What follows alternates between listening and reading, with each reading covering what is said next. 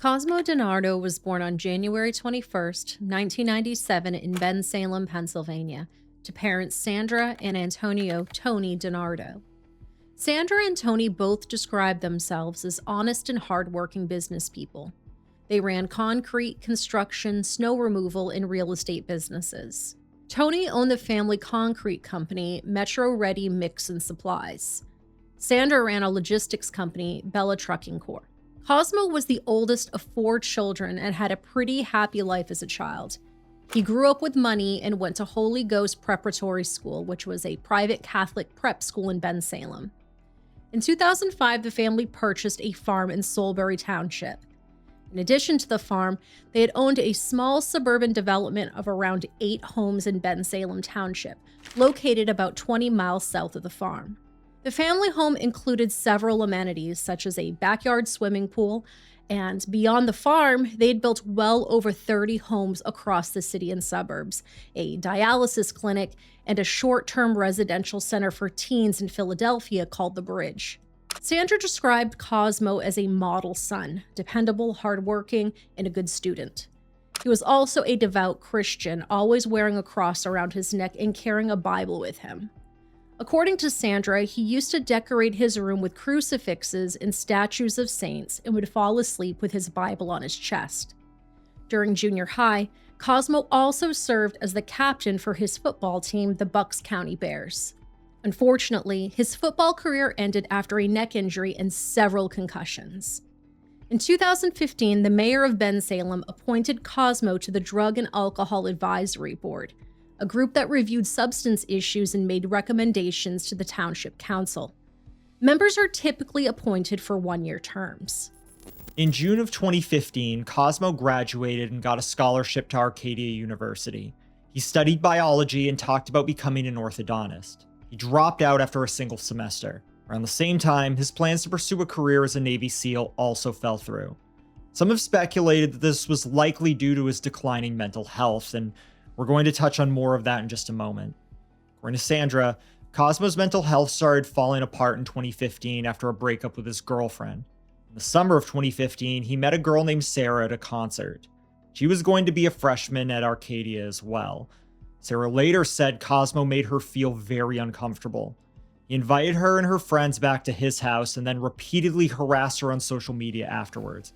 Sarah described it as aggressive and uncalled for. According to neighbors and family, Cosmo had some anger issues, but he always came across as polite and helpful. One neighbor said, Cosmo DiNardo is the kind of kid who would always say hello, and he would grab your groceries out of your hand and walk you to your car. According to another family member, if my husband was digging in the yard, Cosmo would grab a shovel and dig alongside of him. If he saw me shopping, he would carry my packages inside for me. When it snowed, he would shovel my driveway. Sandra was desperate. Over the years, she went through at least 10 different psychiatrists and psychologists at 8 different hospitals and clinics. Sandra also wondered if something supernatural was going on. According to local legend, their neighborhood in Bensalem was built over a Native American burial ground. Sandra had said she'd heard screams in the basements for years. At first, Tony called her delusional until he started hearing them too. After the accident, Sandra started taking Cosmo to morning mass at St. Charles Borromeo in Bensalem. Around this time, Cosmo told his mother he was hearing voices. Voices telling him to hurt people. Sandra also asked Father Charles Ravert of the local church to perform a spiritual cleansing on the house. According to Sandra, the priest started in the basement and said he felt something was wrong, especially around the fireplace and later in Sandra and Tony's bedroom. It got to him so badly that he ran outside and threw up on the lawn. Later, Father Charles talked about his relationship with the family but refused to speak about the alleged spiritual cleansing. According to an archdiocese spokesperson, and I quote, Father Charles is not inclined to discuss the DiNardo family, nor will he provide further comment. Cosmo was put on heavy antidepressants, which caused him to gain around 100 pounds. According to Sandra, her 5'10", 160-pound son, who was, according to her, the hottest boy in Bensalem, had blown up like a house. She also noted that Cosmo had also allegedly developed man boobs, which apparently made things worse. We'll be back in just 1 minute. Please stick around for the following ad. It not only supports the channel, but it also supports charities in our area. Are data parasites putting you at risk? Well, have no fear, because this week's episode has been brought to you by Cloaked, who dared me to see just how exposed my info is, so let's do this. They had my social, my phone number, who my in-laws are. They even had my old number from 15 years ago. Friends, every time you sign up for anything, you're feeding the actual misery machine. You consented, allegedly, but it was likely buried in some terms and conditions that literally no one reads. Data brokers make billions selling your info to spammers, scammers, and stalkers. They're betting you won't do anything about it, and they're usually right. Until now. Most services just remove your data after it's already out there, but that doesn't help if you're creating new vulnerabilities every time you sign up for anything. That's where Cloak comes to your rescue. Cloak uncovers where your data is being sold and removes it. And their app also lets you generate unlimited burner email addresses, username, and phone numbers whenever you sign up for something. Data brokers can't tie these accounts back to your identity, so I guess it just sucks to suck, huh? You can call, text, and email using these burners inside the app. Not only is your identity protected, but the data brokers just bought worthless information. You're the one playing them now. Cloaked also monitors the dark web and detects if your personal information has been exposed, has built-in VPN and password managers, spam call filtering, and the best part? Cloak provides you with $1 million in identity theft insurance. So what are you waiting for? Go to cloak.com/misery machine and enter your phone number for a free security scan. It only takes a few seconds, so you'll be able to see if your social is for sale right now. The longer you wait, the more of your information gets bought and sold. If you're ready to take it back, use cloak.com/misery machine to get 30% off any plan. Thanks, and back to the episode. In July of 2016, Sandra drove Cosmo to Abington Memorial Hospital in an attempt to get him to commit himself.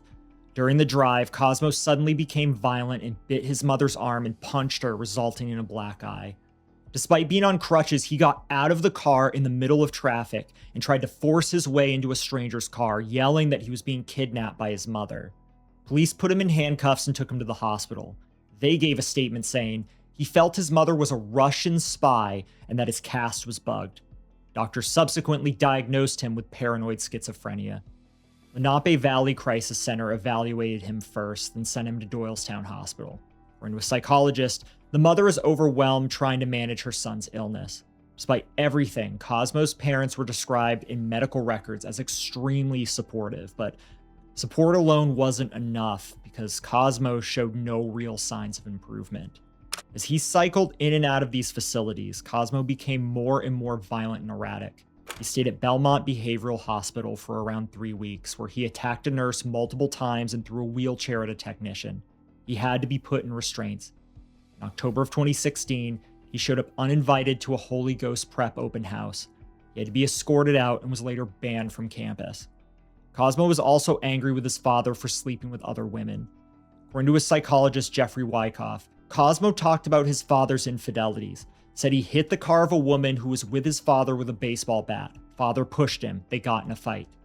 In November of 2016, a psychiatrist named Christian Kohler began treating Cosmo.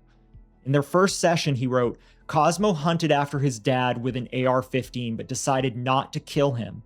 Sometime in December, Cosmo attacked his father while he was driving. Cosmo was angry at his dad for not coming home the day before. According to Sandra, he ended up beating his dad up in the truck. He came after me and my husband hit him in the head with a brick. The cops were called because the neighbors saw us running. After that incident, Cosmo was hospitalized again.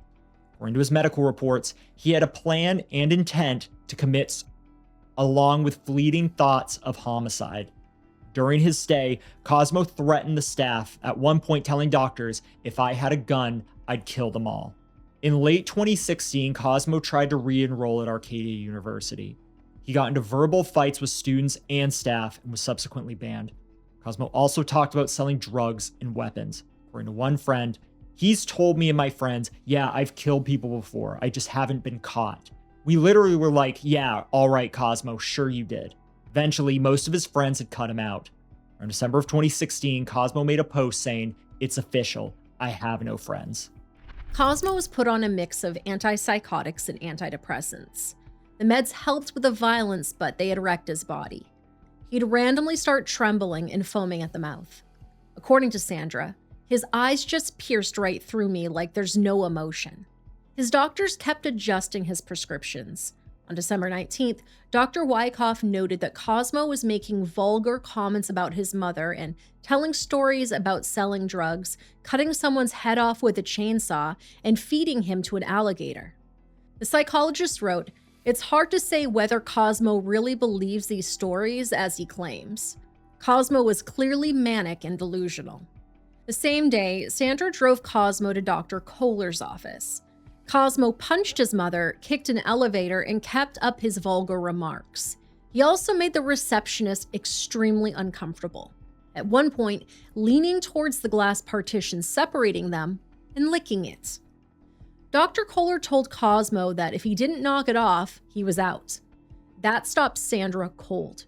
She slammed her hands on the table and said, "Doctor, I can't go home with him. He's going to kill me. I'm not leaving unless you help me. I'm not going to make it home alive." Dr. Kohler changed his prescription. Later that night, Sandra stayed up praying with her rosary, begging God to give her back her son. The next morning, Cosmo seemed better. He woke up, turned to his mother peacefully and said, "Good morning, Mama. How are you today?"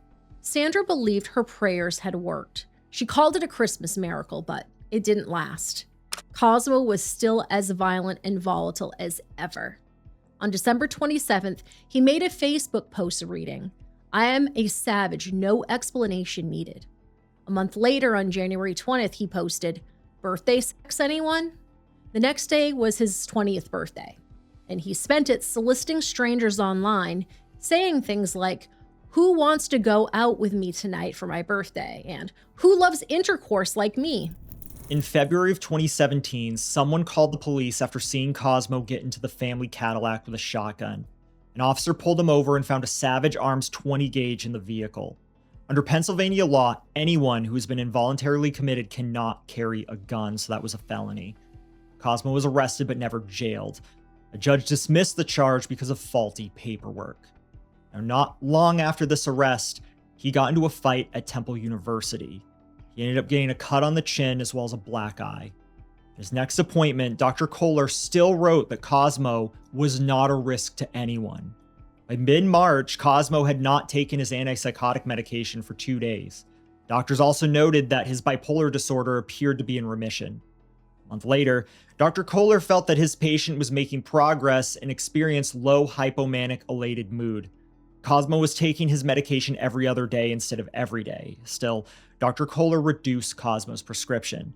In May of 2017, he wrote in a letter, "Cosmo has responded well to treatment and his symptoms are currently in remission." A month later, Dr. Kohler reduced Cosmo's medication again. He also suggested that Sandra and her husband Tony give Cosmo some personal space while he adjusted. That summer, one of Cosmo's paternal relatives, Vanessa Amoti, got in touch with Sandra, and Vanessa understood. Her own son, Sean Kratz, who was also 20 years old, was struggling too. But unlike Cosmo, Sean had a serious criminal record.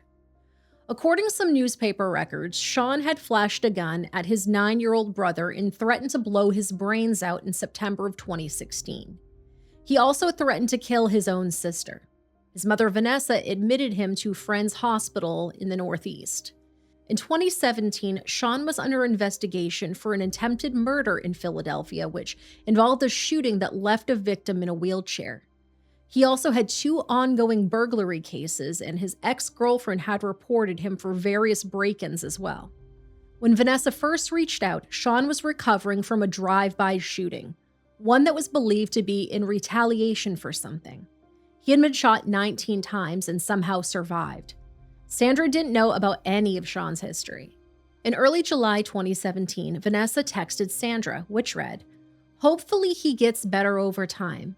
Him and Sean would be good together in that sense. Neither one knows anybody worth anything. They should stick together and stay away from the trash."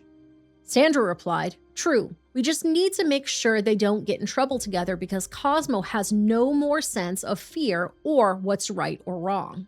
On July 5th, Cosmo had offered to sell 19-year-old Jimi Patrick 4 pounds of weed for $8,000. Jimi had also gone to Holy Ghost Prep. He was a year behind Cosmo and was a standout on the baseball team. He was raised by his grandmother, Sharon Patrick. Everyone who knew him said he was a good kid. Jimi had told Sharon in his high school years that Cosmo taught him how to make a few bucks selling sneakers online. In July of 2017, Jimi was working at a restaurant in Buckingham, Pennsylvania. He had just finished his freshman year at Loyola University in Maryland on a full scholarship. He had even made it to the dean's list. According to some reports, Jimi was once kicked out of high school. He'd also started using drugs, and some photos found on his phone showed him posing with guns and various substances, but despite all of that, things were looking up for him. That afternoon, he told his grandmother he was going out to eat and would be back soon. Cosmo picked Jimi up from his home in Newtown and then took him to his family farm. Once there, Jimi said that he had only brought $800. Instead of the weed, Cosmo offered to sell him a shotgun. Took Jimi to a remote part of the farm and shot him in the head, instantly killing him. Cosmo claimed he did it in self-defense. He said he had spotted a Glock in Jimi's backpack. He later said, "This particular deal, I was not making any money. I was just, getting him a good price on a large quantity amount." So we get there, said, okay, well, let me see, the 8,000, let me see the money. So I go to count the money, there's $800 there. So I'm like, dude, if you don't have the money, this is horrible. This is not good for me. I said, well, I could sell you a gun. So we get out of the truck, I hand him a shotgun, he goes to shoot it, and I shoot him. Alright, so after you shoot him, I go, get the backhoe, dig the hole, said a prayer, put him in the hole. I believe I burned all the money. why'd you do that? I didn't want the kids $800. I didn't kill him over the 800. I wasn't robbing him. This was not going to go good for me. The guy would have shot me if I went to meet up with him and didn't have the money.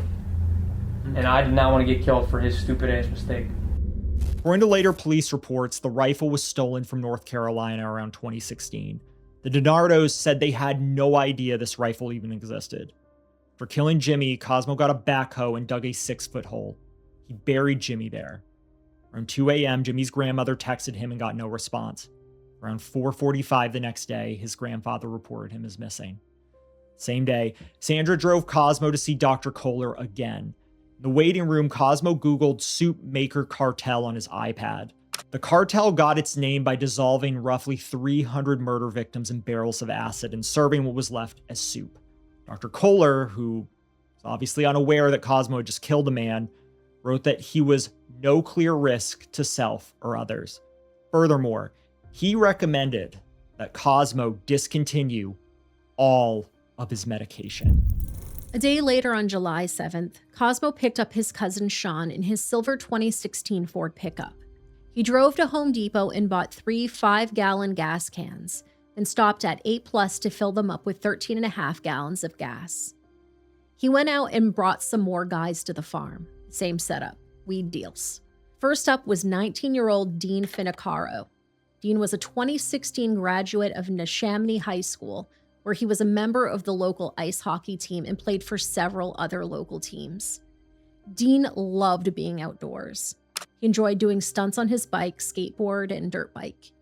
His favorite quote was, "Love the life you live, and live the life you love." In March of 2017, he started working as a cook at Richmond's ice cream company. Dean lived with his parents in Middletown Township and struggled with his mental health, a lot of it tied to his drug use. In early years, his brother had sent him a message that read, "People I went to high school with that were like you are all either dead from overdoses or drug addicts. You gotta start caring." Dean bought and sold drugs regularly and had picked up a few minor charges. According to a friend, he had once tried to buy a Tech 9 from Cosmo, but backed out of the deal after the gun had misfired. On July 7th, Cosmo and Sean drove to Hampton Drive and picked up Dean from his parents' house, offering him a quarter pound of weed for $700.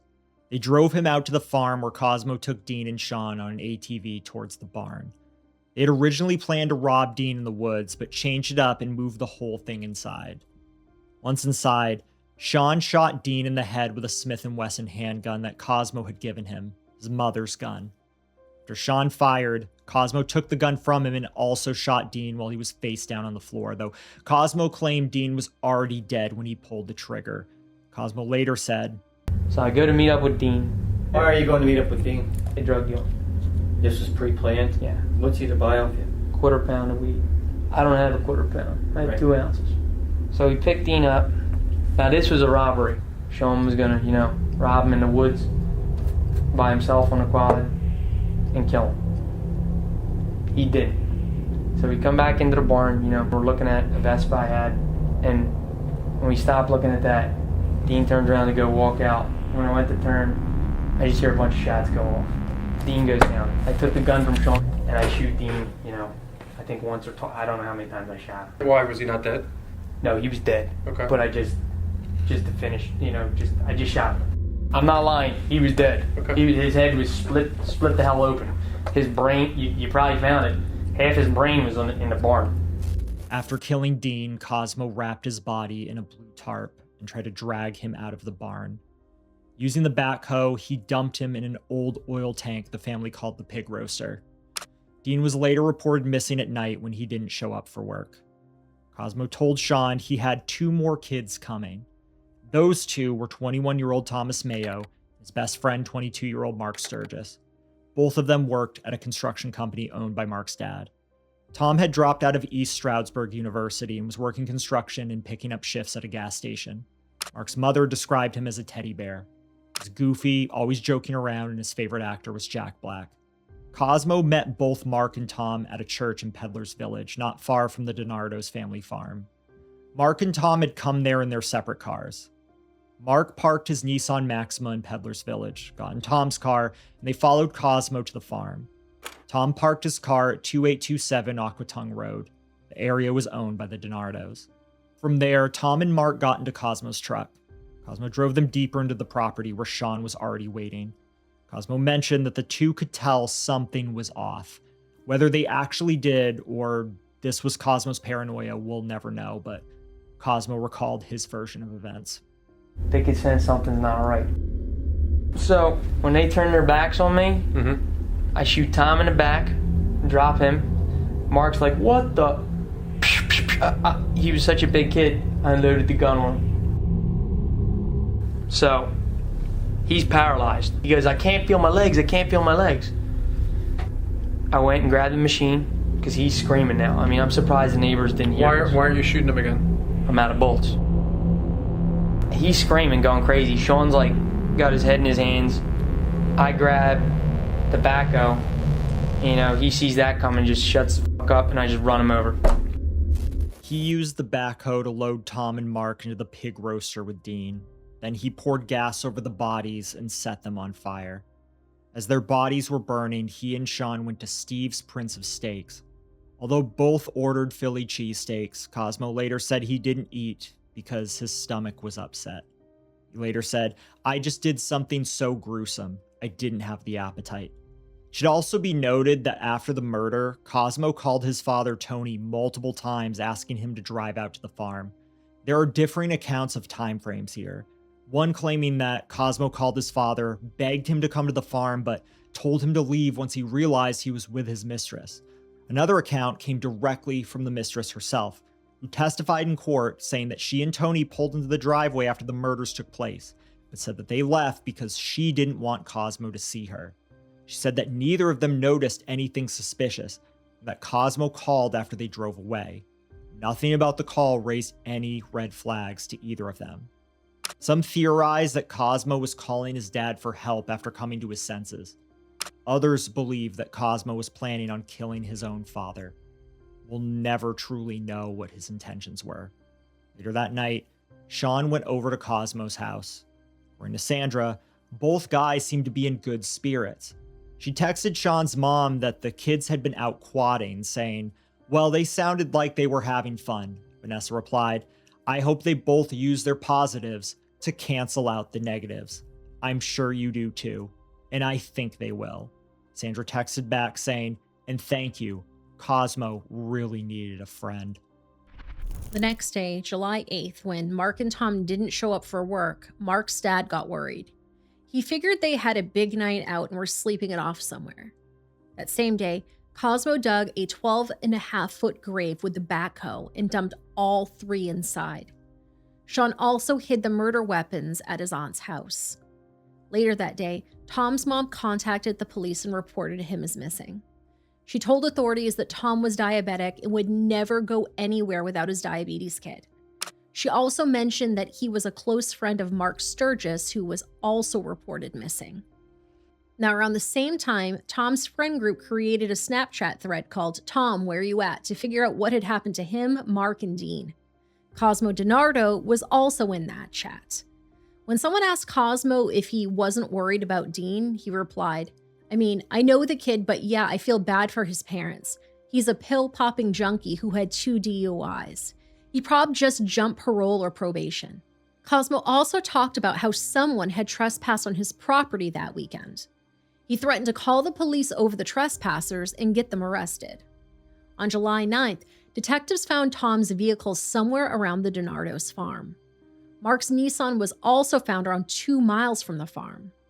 One of Cosmo's friends tipped off the police. Cosmo had offered to sell him a Nissan Maxima for $500 the day before. The police brought Cosmo in, and at around 2:30 p.m., Bucks County detectives Coyne and Kemmerer interrogated him. He told the detectives he'd picked up Dean on July 7th. According to Cosmo, Dean wanted to go to Langhorne to do a big coke deal. Cosmo said he refused and kicked Dean out of the truck near Route 413 in Bridgetown Pike. He also denied being in the Solbury Township area that day, claiming that he had gone fishing, but the detectives didn't buy it. They knew Cosmo was involved.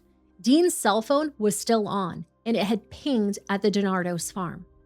They didn't have enough to charge him yet for the murders, but they held him on that gun charge from February. His bail was set at $1 million. Detectives obtained a search warrant at the farm. Forensic teams set up nearby. Hundreds of volunteers, police officers, and FBI agents, along with cadaver dogs, scoured the property. Bucks County District Attorney Matthew Weintraub called it the biggest investigation the county had ever seen. He said, "Take the biggest one you've ever seen and multiply that by 1 million. That's what we're dealing with here. It's not just a single property. We have people combing the entire county trying to work on this case." 2 days later, on July 11th, 2017, Cosmo was released on 10% of his $1 million bail. He was brought back in when his charges were upgraded. His bail was increased to $5 million. As detectives combed the farm, family and friends of the victims held a vigil nearby, still holding out hope. According to one friend, "It's hard. We're all just shaken up by the whole thing. We're just scared. We just want to know something." July 12th, detectives uncovered 3 victims, Dean, Mark, and Tom, from a 12.5-foot makeshift grave. According to local resident Claire Vandenberg, "It seemed like a horror film or something, just unraveling before our eyes." First Assistant District Attorney Greg Shore said, "Simply losing a loved one is overwhelming. What they've had to do, sitting through 96 painstaking hours at a site where weather conditions were awful at times, to see whether their loved ones are in the ground, that has been an overwhelming experience for them." On July 13th, Bucks County detectives Martin McDonough and Lieutenant David Kemmerer interviewed Cosmo again. He admitted to the killings, told detectives he had killed Jimi Patrick, and said where Jimi was buried. He also admitted that he lied in his July 9th interview. Cosmo struck a plea deal. According to his lawyer, Paul Lang, in exchange for that confession, Mr. DiNardo was promised by the district attorney that he will spare his life by not invoking the death penalty. Cosmo was charged with 4 counts of criminal homicide, conspiracy to commit criminal homicide, abuse of a corpse, and 12 other charges. Sean, meanwhile, tried to play innocent throughout the interview. "I shot Dean. I was scared that he was going to harm not only myself, but, you know, I have a 1.5-month-old nephew, got a little brother, a mother. He made it out, you know, like, you know, you say anything, you know, I will hurt your brothers, you know, after knowing, you know, what he's capable of. Scared, not only for myself, you know, for others." Then his mother Vanessa was brought into the room, who urged him to tell the truth. After 40 minutes, Sean agreed. He led the detectives to the murder weapons and faced 3 counts of criminal homicide, conspiracy to commit criminal homicide, abuse of a corpse, and additional charges. On May 16, 2018, Cosmo DiNardo pled guilty to all charges and was sentenced to 4 consecutive life terms without the possibility of parole. Sean was expected to take a plea deal, 118 years with the possibility of parole after 59, but surprisingly, against the advice of his public defender, Sean rejected the deal and pled not guilty. He got a new lawyer, Charles Peruto, who publicly called his court-appointed lawyer a scumbag for not taking the case to trial and instead pushing for a plea deal. Attorney Peruto turned around and called his own client an idiot and slow with a tested IQ of 79. According to him, Sean was afraid of his lunatic cousin and simply followed his lead, but that defense didn't work. November 15, 2019, Bucks County Judge Jeffrey Finley found Sean guilty. He was convicted of first and second-degree murder in the death of Dean Finocchairo, and voluntary manslaughter in the deaths of Thomas Mayo and Mark Sturgis. Sean was sentenced to life in prison without the possibility of parole for the murder, plus consecutive terms of 5 to 10 years for each of the voluntary manslaughter charges related to Thomas Mayo and Mark Sturgis, as well as 5 to 10 years for robbery and 1 to 2 years for each count of abuse of a corpse. After sentencing, the victims' families filed a wrongful death lawsuit against Cosmo's parents, arguing they should have cut off his access to guns, ATVs, and construction equipment given his history. Yes, all of the victims' parents were in tears today, describing life after losing their sons. They believe more should have been done to prevent the accused killer, Cosmo DiNardo, from getting a gun. I told him I loved him, and he told me he loved me. And we hugged each other. And I told him to come home early, and he said he would. Sharon Patrick never saw her 19-year-old son, Jimi Patrick, walk back through her front door. He was among 4 young men shot, killed, and buried on a farm in Soulbury in Bucks County last July. On Monday, the attorneys for the families of Dean Finocchairo, Tom Mayo, and Jimi Patrick announced wrongful death civil lawsuits against the accused killer Cosmo DiNardo, his parents, and his cousin, Sean Kratz. The family of the 4th victim, Mark Sturgis, filed a wrongful death civil suit last year. According to the criminal complaint, Sturgis was shot with a gun owned by Cosmo DiNardo's mother. The lawsuits also claim his parents neglected to safeguard their gun while knowing their son had serious mental health issues. The farm where the men were found is owned by DiNardo's parents. He and his cousin were charged in all 4 murders. It's indescribable, the emotions I feel and the loss. Jimi Patrick's mother says she was most proud of her son's giving heart. His goal in life was to help people. Now her goal is to honor Jimi's goal by making a change in everyone's life. Society can begin to change to make sure that mentally ill individuals, disturbed, never ever have access to weapons to kill people. The lawsuit was settled in May of 2023, but these terms were never made public. Sandra also sued Dr. Kohler in the University of Pennsylvania health system, arguing that his negligent care had let Cosmo go off his meds and ultimately kill 4 people. Cosmo tried to piggyback on that same lawsuit, seeking compensation for being in prison. Pennsylvania's Supreme Court shut that down under the state's no felony conviction recovery doctrine, where a convicted murderer cannot collect civil damages from his own crimes. Cosmo is still in prison today. At some point after his sentencing, Cosmo went off his medication again and became manic. Got into a fight with his cellmate and was placed in solitary confinement. When he covered the only window in his cell with a towel and refused to respond to orders to take it down, a team of corrections officers forced their way in. The time was over, Cosmo had a broken nose, an injured jaw, and another probable concussion. In July of 2017, Cosmo confessed to 2 additional murders from years earlier. According to police sources, Cosmo DiNardo, who's already admitted to killing Dean Finocchairo, Tom Mayo, Mark Sturgis, and Jimi Patrick, says he's also killed at least 2 others in Philadelphia during the last 5 years. He confessed only after the Bucks County District Attorney took the death penalty off the table, but with the consent of families of the 4 victims. As of the date of this recording, almost 9 years after his confession, there has been no proof of any additional murders. While there have been rumors on social media, there's been no names of missing people linked to him, and police haven't announced any leads. Likely, this was some product of Cosmo's declining mental status, but anything substantial to come from these supposed murders remains to be seen. Jimi Patrick was laid to rest at St. Andrew's Catholic Church Cemetery in Newtown. Friends and family said goodbye to Dean Finocchairo on July 22, 2017. gathering at James J. Doherty Funeral Home in Levittown. His funeral was private, and his burial details were never made public. Mark Sturgis' funeral services were held at Fleur Funeral Home in Bensalem, though his burial details remain unknown. For Thomas Mayo, relatives and friends gathered on July 19th and 20th at Burns Funeral Home in Philadelphia, followed by a service at St. Anselm Church, after which he was laid to rest at Resurrection Cemetery in Bensalem. There is something that doesn't get enough attention when it comes to coverage of Cosmo's case, and that's the fact that a psychiatrist completely cleared Cosmo and ordered him to stop his psych meds. I want to stress to you that this isn't some random first-year psychiatrist. Christian Kohler is an experienced neuropsychiatrist. He received his doctorate in 1985 and completed 2 residencies, one in psychiatry and one in neurology. By the time he had assessed Cosmo, he had over 30 years of experience. He had contributed to at least 13 publications that I could find. He also held several assistant professor positions at the University of Philadelphia and is currently a professor of psychiatry and neurology. This is not just a man who is clearly educated, but very qualified for his job. Now, I'm not trying to say I know more than him. He's probably forgotten more about neuropsychiatry than I know as a layperson. But having talked to other mental health professionals off the record, I find his choices very concerning. Again, I'm not a doctor, but let's look at what we know.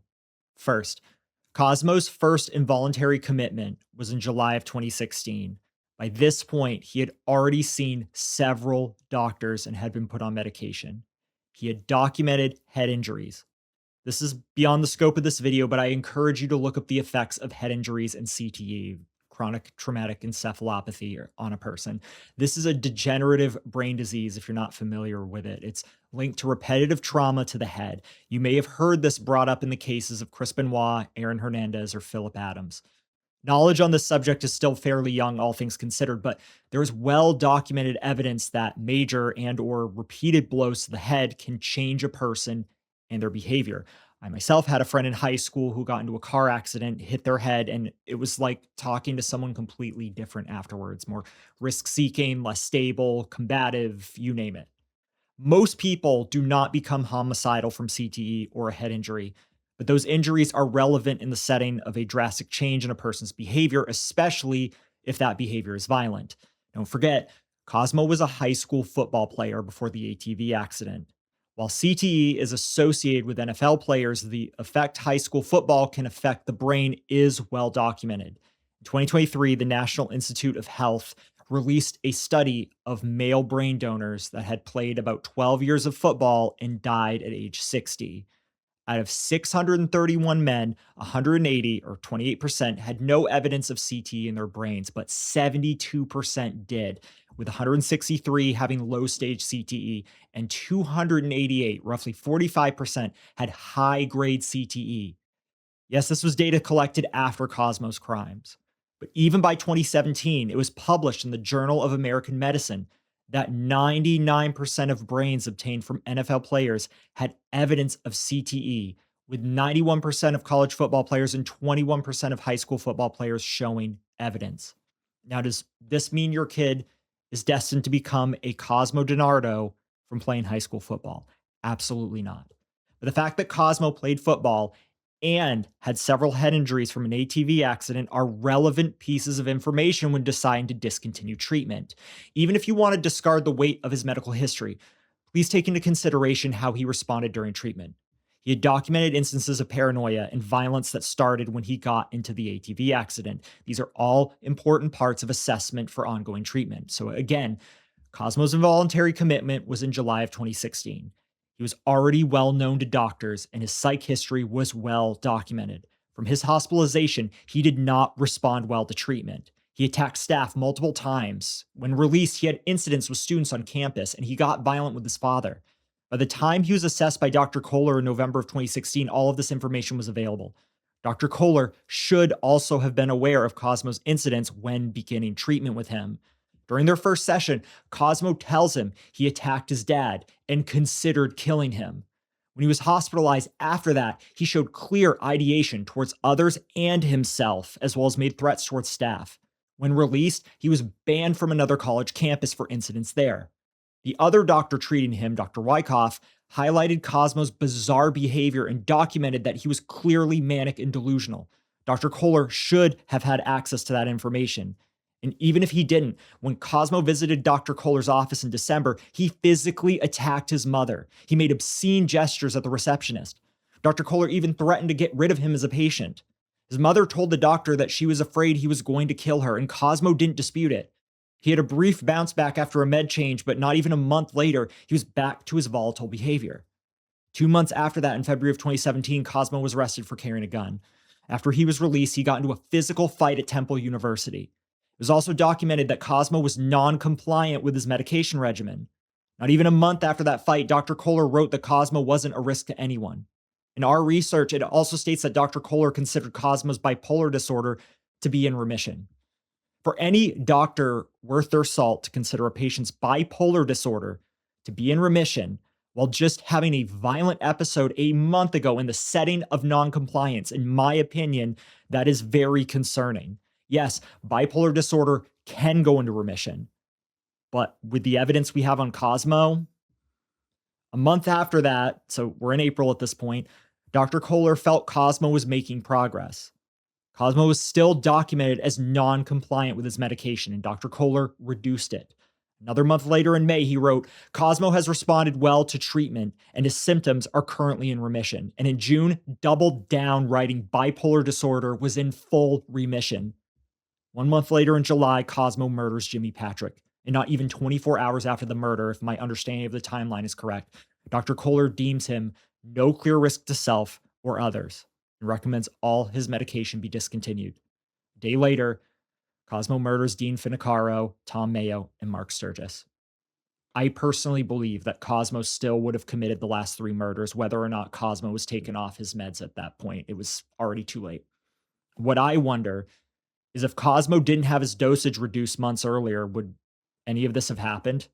Now you might say, well, people lie to doctors all the time. Maybe Cosmo is just very good at keeping up appearances. While anything is possible, I find it difficult because of the documentation of Cosmo admitting to his homicidal ideation. The doctors witnessing Cosmo's outbursts even in the office, and Cosmo's documented public incidents during treatment, and Cosmo's mother fearing for her own life.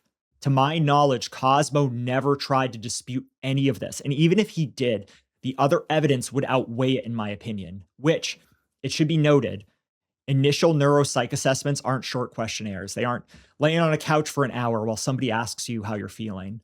These are workups that take hours. I've seen mention of some, depending on the situation and the setting, taking 8 hours, sometimes split up between multiple days. That's hard to just fake your way through, and it's plenty of time, I would believe, for a neuropsychiatrist to gather necessary information. In the setting of bipolar disorder and schizophrenia, which, by the way, usually aren't diagnosed together, usually when symptoms of both are present, the diagnosis tends to be schizoaffective disorder, bipolar type. In post-production, I found sources saying he did get a schizoaffective disorder diagnosis, but there were also sources saying he was diagnosed with bipolar and schizophrenia, so we can't say for certain what his final diagnosis was or if these were working diagnoses, but regardless, the symptoms were clear. In this setting, I need help understanding how a leading neuropsychiatrist has a patient with recent persecutory delusions, with homicidal ideation, with expressed danger to oneself, with recent violent incidents, with past history of brain injuries, and says, you're in remission, you don't need medication. I understand needing to change a patient's medication. I understand changing treatment approaches, changing therapy modalities in conjunction with treatment, but I struggle to see discontinuing treatment. There are cases where a person with schizophrenia can live normal lives, symptom-free, without medication, but those people are not common. And in my understanding, it is rare without some sort of other treatment protocol. There are anomalies, of course, but I could not find a case in my research where a patient was on medication for a year, give or take, was non-compliant with that regimen, and is now in remission without treatment. DiNardo versus Kohler was a real lawsuit filed by the family. In it, Dr. Kohler was labeled an active participant in the murders. Cosmo's mother alleged Dr. Kohler failed to obtain medical records for Cosmo's hospitalization, refused to communicate with staff, minimized Cosmo's violent outbursts, and ultimately incorrectly asserted Cosmo not being a risk to himself or others. I do not know how this trial would have gone in other states, but based on my understanding of reading up on the court case, a huge barrier in reaching a verdict for Cosmo's family was the fact that Cosmo would have benefited from the success of the lawsuit, which directly violates the no felony conviction rule. This exists in Pennsylvania. It was also highlighted that Cosmo pled guilty to the murders. He didn't plead guilty or not guilty by reason of insanity, which the court felt was another reason to hold Dr. Kohler harmless in this case. Now, when reading about this case in the Journal of the American Academy of Psychiatry and the Law, which I'll have an article in the source material below, something really stood out to me. It was the final paragraph discussing the case. I will quote it for you. The ruling in this case carries significant implications for treating psychiatrists. Had Dr. Kohler been held liable for losses experienced because of Mr. DiNardo's criminal conduct, this may have had a chilling effect upon other psychiatrists who may become hesitant to treat patients who express homicidal ideation or exhibit physical aggression for fear of being held liable for their patients' future acts. Similarly, such a liability may cause treating psychiatrists to practice defensive medicine or over-hospitalize or excessively medicate individuals with homicidal ideation or a history of physical aggression for fear of legal or financial consequences if an individual acted violently while under their care. This liability would also certainly undermine the difficulty treating psychiatrists face in predicting future dangerousness to others. Moreover, on a societal level, such liability would have financial implications by increasing healthcare costs if medical providers incurred the financial burden of criminal conduct committed by their patients. I don't know how you interpret that, but it makes me wonder. Was part of the court's reasoning that we can't even risk declaring malpractice in this setting because think of all the other poor psychiatrists that will suffer as a result of this ruling? Legal precedent is a very real thing. I'm not going to pretend it isn't, but where's the line? I'm not a lawyer. There was a possibility that Dr. Kohler didn't communicate with other doctors who treated Cosmo, and in my opinion, it seems possible, based on what we know, that he did downplay Cosmo's violent outbursts. Would every psychiatrist who truly did their due diligence really be so horribly affected by this ruling? What is malpractice insurance even for anyways? I'm not declaring that this is malpractice or not. I am not qualified to make that distinction. But I need to know where the line is because that wasn't made clear to me by this court case. And it seemed like the court was all too happy to lean on the no felony conviction recovery rule and be done with it. So what does this mean for future neuropsych patients in Cosmo's setting? Is it hopefully the doctor doesn't discontinue treatment in less than a year? And if they do, we can't hold them accountable. Sorry about your dead loved ones. I don't know. I just can't help but feel like something more could have been done by those who had the knowledge and the ability to make something positive happen. Do we need better protocols when working with violent patients in the context of brain injuries?